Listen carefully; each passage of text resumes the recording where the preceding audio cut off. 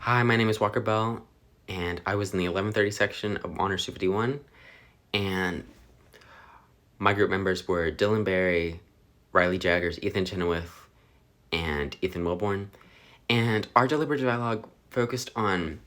despite the existence of the First Amendment and the Bill of Rights in general, discrimination has continued to be experienced by various groups here within the United States, and our options help to configure a way in which we can make aware instances to people within the community, and especially younger kids,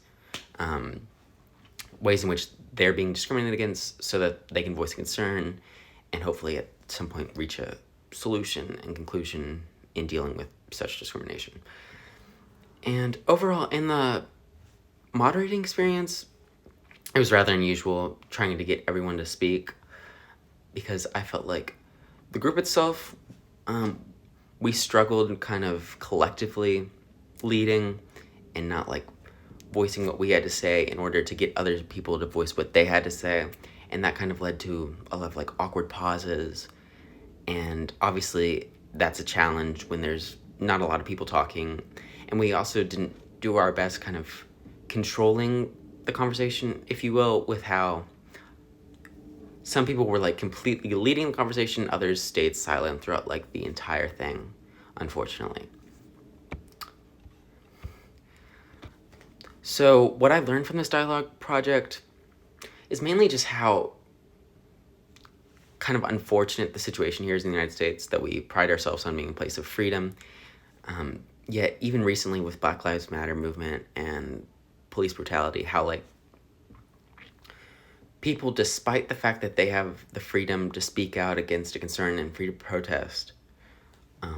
peaceful protests have been shut down, particularly in summer 2020 with the Black Lives Matter movement, unfortunately. And that's just kind of a really sad thing because, like I said, we've always talked about being like the it country of speaking out and allowing everyone to have voice, and that obviously isn't true, even recently. And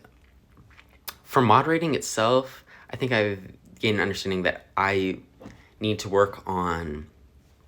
kind of grabbing people into the conversation, kind of creating a discussion, if you will, with the things that I say rather than just going off the prompt, so that people can feel better connected to what's being said. And although I do think that our deliberate dialogue wasn't entirely successful at engaging everybody, I think it is a great model for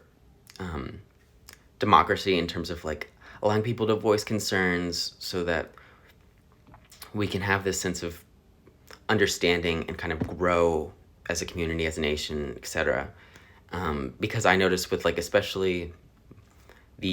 I believe it was the deliberate dialogue for human trafficking, that was a stellar job getting everyone involved and kind of coming to a solution. Unfortunately, ours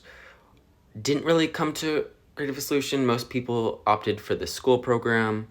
However, there was some enticement to the third option with having people within the community kind of voice the importance of discrimination. Overall, I enjoyed the deliberative dialogue project. However, I wish I'd been more prepared for kind of speaking when leading the discussion.